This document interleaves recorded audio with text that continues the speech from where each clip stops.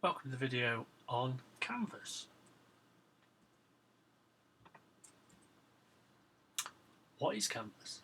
Well, Canvas is often referred to as HTML5. You talk about things like HTML5 games, and Canvas is an essential part of that. So it was introduced as part of the HTML5 specification. It came out around about 2010, or became used more predominantly around about that time. And it's essentially it is a HTML tag, but what it does is it creates a space or canvas where content can be rendered into that space or canvas by scripting. And the canvas itself represents a bitmap grid that via JavaScript you can draw into that grid. So as I say, core to this is a HTML5 element, the canvas tag, that defines the extent of the canvas. You write the HTML within the rest of your HTML document. You just place the canvas tag in there. You might give it an ID or a width or a height. It will come with a default width or a height, but these can also be set by a CSS. And you can place text inside of the canvas tag itself for those browsers do not support the canvas element. If you're not sure whether your browser does support it or not, really handy site is Can I Use, and you'll generally see that Can I Use is pretty good now on Canvas, only really old versions of IE not currently supporting it. So within the canvas we have what's known as a rendering context. This is where we can draw a bitmap logic into the space, and you create a variable based on that context, and you can do that with vanilla JavaScript using the getContext method, referencing the DOM element using the likes of getElementById. You might want to use jQuery as well to get the element that way as well, but vanilla JavaScript is absolutely fine for these purposes. There are different kinds of rendering contexts, so the main one I'll be concentrating in this talk here is the 2D one, but there is a WebGL one which allows for a 3D context.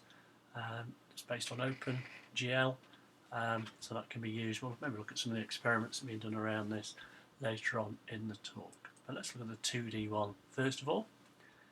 So we have a rendering context where we can draw in using the Canvas API. So there's also a series of methods and properties to allow us to draw into this canvas space. Let's have a look at this in action. So I've set up a code pen here. There's a little bit of CSS so that we'll be able to see the canvas tag when I place it in over here. So let's just add a canvas in.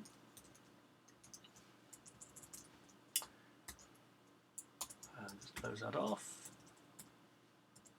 Right, so there's my canvas element. See, it's picked up the CSS down here, and what we could do with that is we could create a context. So this JavaScript here is using getElementById, my canvas, and then getting the context as a 2D context.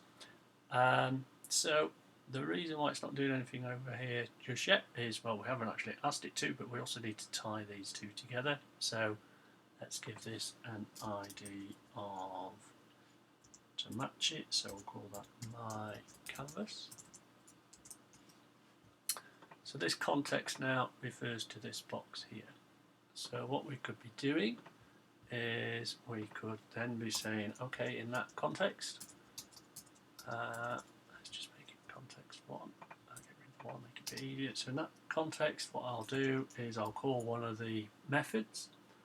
So we could say that, well, first of all, let's call a property. So we'll say style equals, and then set a hexadecimal color for the stroke style, so that we have a stroke and a fill, the ability to draw lines and to fill content like a paint fill bucket.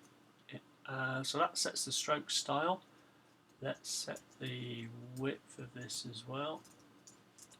So say line width set this equal to 2. And now what we'll do is we'll move, we have a move to method. So it's a bit kind of like a virtual pen that we place at coordinates based on XY coordinates from the top left. So let's say 20, let's say 2100. So you can see will it move down 100 on the y-axis. And so our pen is now at that position. Our pen is using black ink. It's got a line width of 2.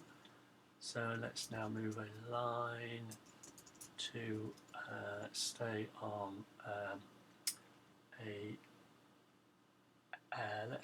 let's increase the X to 220 and just move this down slightly to 110.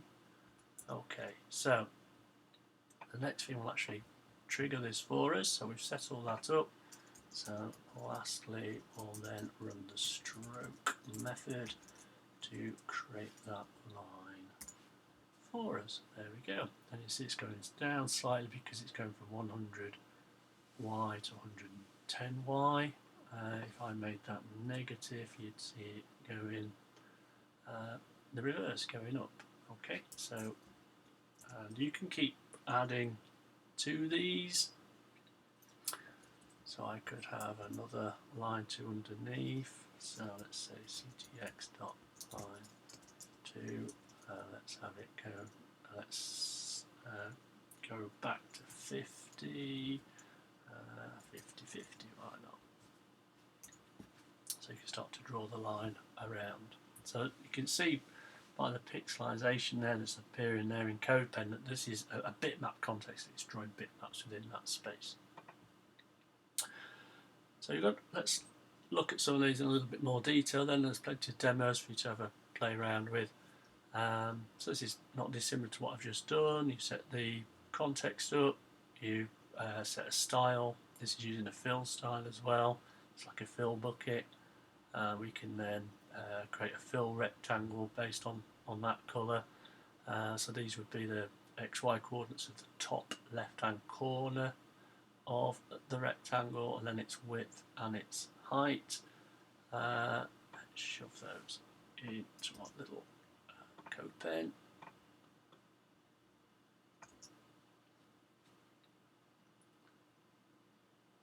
And we need to then apply the, oh, we need to change the context of course to match the name.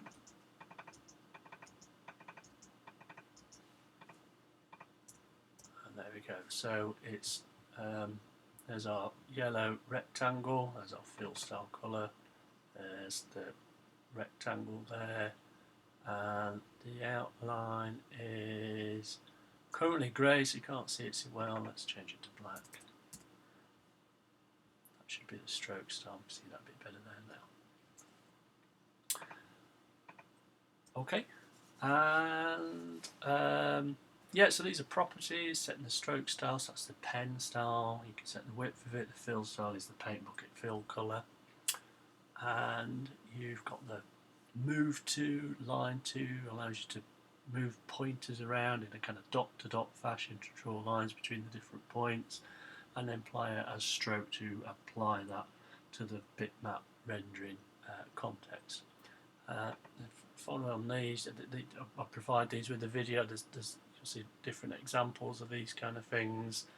The more complicated the shape, the more you're going to need to add in. You can close paths off, you can fill paths, and we also have the ability to, so there's built-in shapes like circles. So let's look at this one here. We've got an arc, that's the XY coordinate starting point.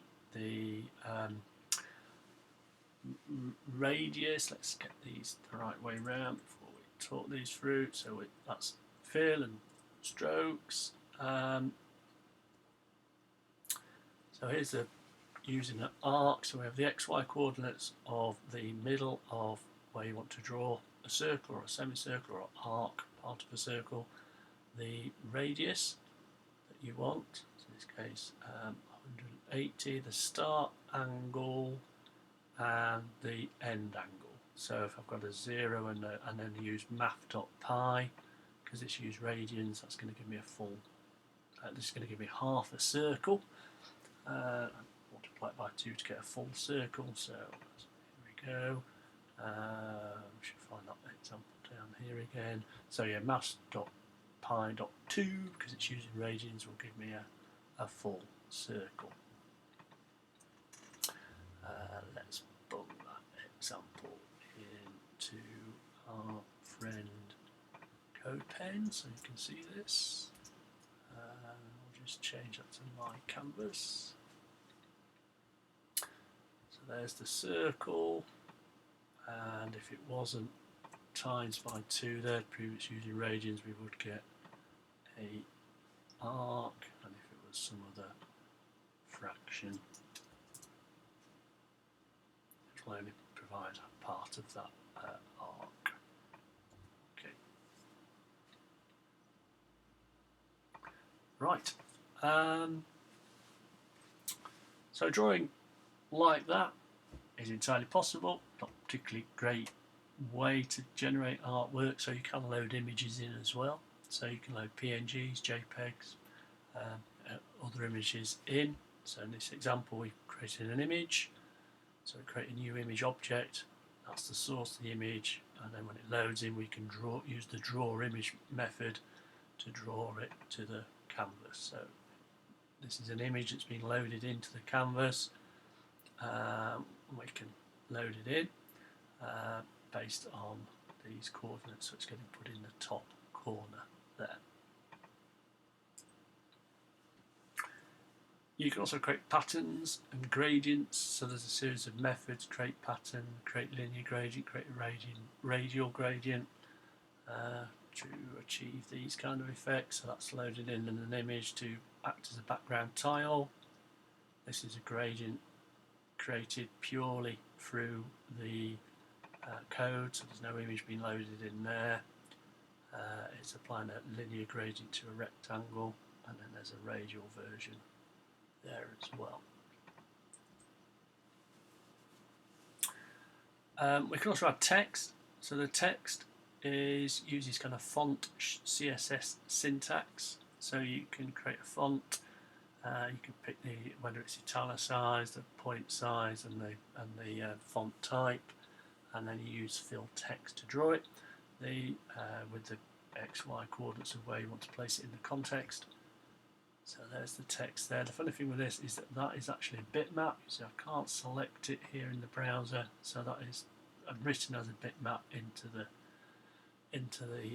context. Because remember, canvas is a bitmap space. So it's a bit like creating text within Photoshop and exporting it as a GIF file or as a PNG.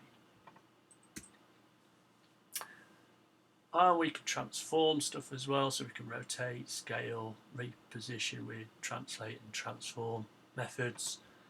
So we can be rotating the canvas, the context, like so. And we can also, with the likes of text that you just saw, you could rotate that element, so we can rotate that round accordingly. We can scale it. There's a scale method and a translate method to move it in relatively to where it would have originally been, as well as a transform method.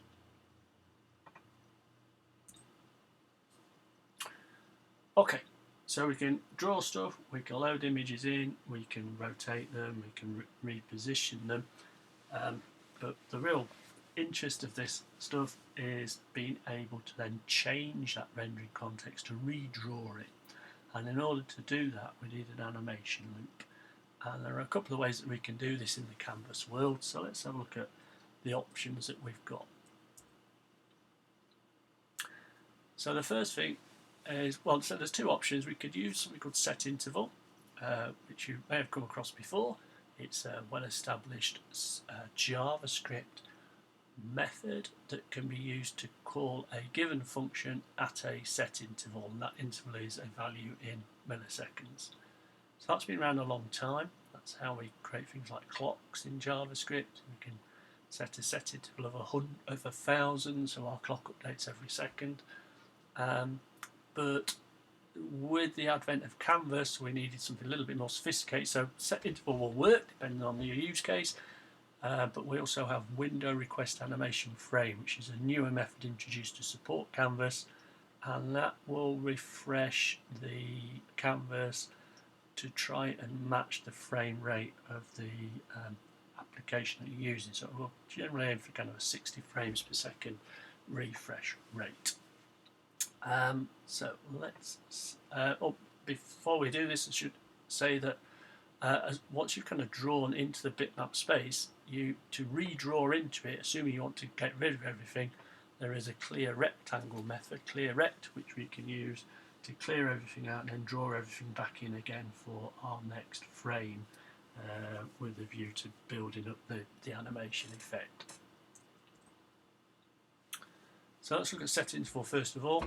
So as I say, it will trigger, in this instance it's going to trigger this draw method. It's going to do it every half a second, and the draw method is going to do something inside of here.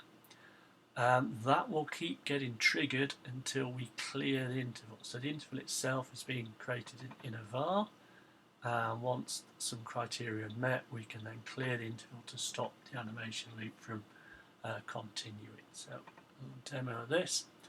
So this guy here, when I click on it, it's got an add event listener attached to it. It's going to create the start there, which is going to create the set interval, and that's going to draw this method every 1/1,000th of a second. So it's going to draw that repeatedly, and it's going to increment the X value, so you'll see it move across to the right hand side. So off it goes. Now in this example, because it's not got a clear setup, you see it just drawing into the same canvas again and again to achieve that kind of Death Star look.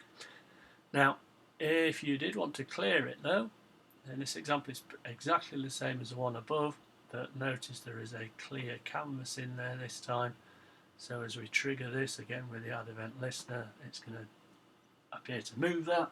It's because it's redrawing the entire canvas every time.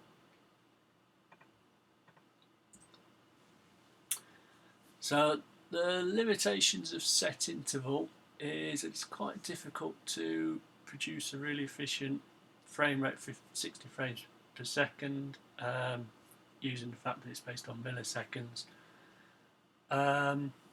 So it's a little bit inefficient, particularly tedious for mobile devices, is the fact that it will keep running in the background of other tabs. So I've hidden it there, but it is actually running in the background.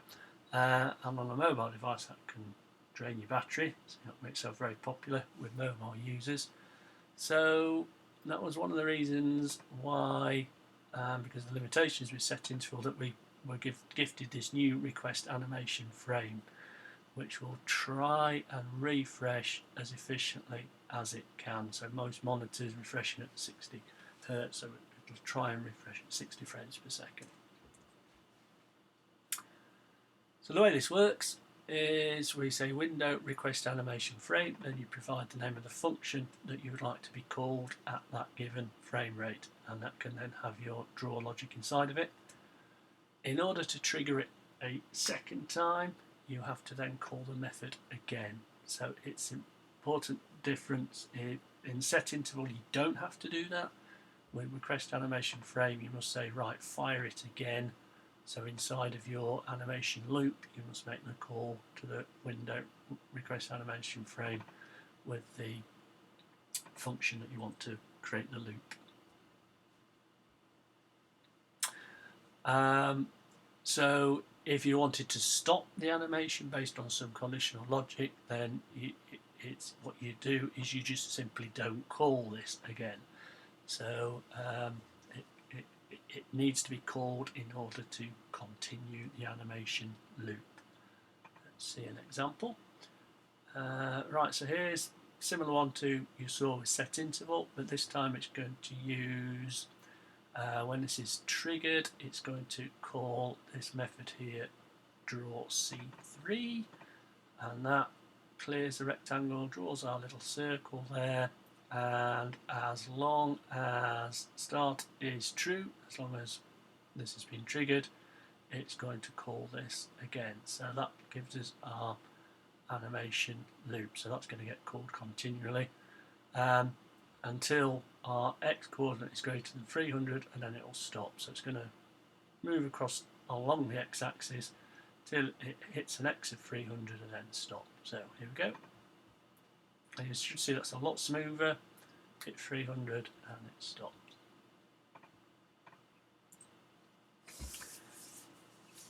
If you want to as well, you can also cancel it. So there's a cancel animation frame. So let's show you an example of that. So I've got CodePen here. So I've got a canvas element somewhere down here. I just need more space, I think. Oh, there we go. Right, so there's the start button, and then we've got stop button, which are going to trigger our animation loop. Our stop button. So our start button is going to start the request animation frame. Our stop button is going to cancel it. So off we go. So we've just got a little bit of conditional logic to have that bouncing around within a box, within a canvas, and I can stop that at any point and I can restart it. Okay, so it's bouncing around using conditional logic to see whether it's hit the edges of the box and reversing the XY speed accordingly. That's computer science for game students. That's the sample that we'll do in the lab. Just quick mention, because this was a relatively new function, it was perhaps not so well supported in its initial early days, so there was a shiv created for it, so there was a polyfill, as these are sometimes called as well, to get this to work in older browsers. But these days, as you saw from Can I Use, that's more of historical interest. Right, so we can move stuff around, we can create stuff, but we need a little bit more for a game. We need interaction. So how can we add interaction into these things? Well, one thing that we can do is we can use keyboard events. So we can use keyboard events to manipulate how things are drawn. We can use mouse events as well, but let's look at the keyboard events first of all. So here I've got what could be a paddle in a game, and I'm listening out for a key down. I can listen out for a key code to move it down or up, so I can control the movement of that up or down based on a key code. Now, to detect when you've clicked on something itself, which would be really useful again, it's a little bit more complicated. In this example here, all it's really doing is picking up a click, so I can click pretty much anywhere. But it's not detecting I'm clicking on an object, it's just adding a new object based on where I've clicked. So what if we wanted to detect actually clicking on an object itself within the bitmap render? And my terminology there is giving away the game because there is no object. It is literally a bitmap, so it's difficult to do this. There's no out-the-box way to detect whether an object in inverted commas has been clicked, because they don't exist, because it's a bitmap that's been created. So how on earth do you create something like this then? So we've got a kind of standard bubble game. This is all canvas. Now the way that this is working is there is an array of the coordinates stored in the background to do the calculations as to whether what I'm clicking on, what I'm over, and what the effect of what I'm clicking on should be. So that's one approach. But as with lots of other areas in JavaScript, there's been an explosion in frameworks and libraries to help you out with these, particularly frameworks, so opinionated ways of working. So a lot of game development online was for many years dominated by Adobe and Flash. So the Flash community and the ActionScript community moved into the Canvas world, and there are a lot of frameworks based around action scripty type approaches, of which Crate.js is one. It's created by some rockstar developers who were from the Flash world. Phaser is a Canvas WebGL framework, and there's lots of these. Paper.js, Free.js. You have I'll look at these, investigate these in your own time. There's plenty of these frameworks based around Canvas to help event detection and also creation of objects. I mentioned WebGL.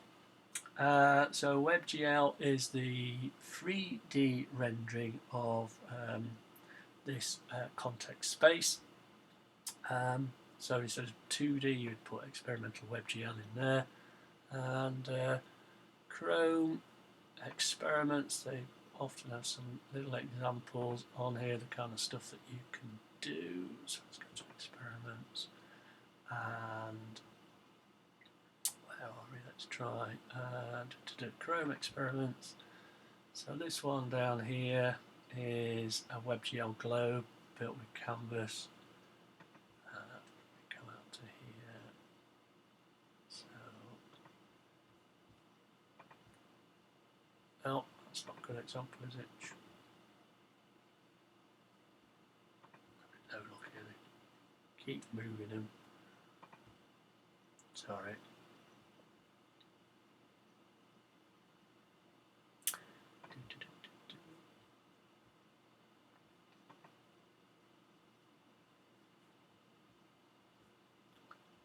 That's disappointing. So that seems to have moved, but there's some experimental Web3GL stuff on there. Another final thought, if you are developing applications, so games generally with this kind of technology, if you didn't want to use one of the frameworks, which is they are designed to help you, and you wanted to use a class-based approach with ES6, ECMAScript scripts, the not the latest, but a big release of JavaScript, erratic release of JavaScript a couple of years ago. It introduced some syntactic sugar, so you can use classes, you can use extends, keywords, constructors, get and set, the kind of thing that you may be used from using more traditional class-based technologies. So this here is how we can create a class in JavaScript. I'll just bring the inspector up, and we've got our console. So let's just refresh. So we should see a shape down there, which we're not. Let's try the other one. There we go, that's better. Right, so we've got a class here that we're moving with a constructor.